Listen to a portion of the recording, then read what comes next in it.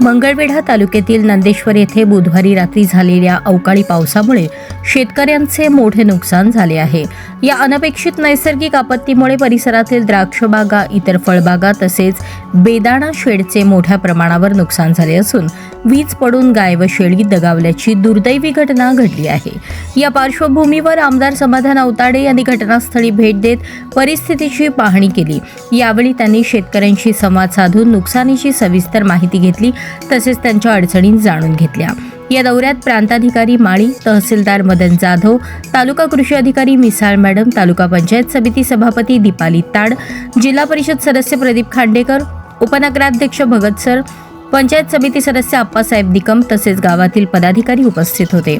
आमदार समाधान अवताडे यांनी प्रशासनाला तात्काळ नुकसानग्रस्त द्राक्षबागा, फळबागा, बेदाणा शेड तसेच धोंडीराम गरंडे या शेतकऱ्याच्या जर्सी गायीच्या मृत्यूबाबत पंचनामे करून त्वरित अहवाल सादर करण्याचे निर्देश दिले.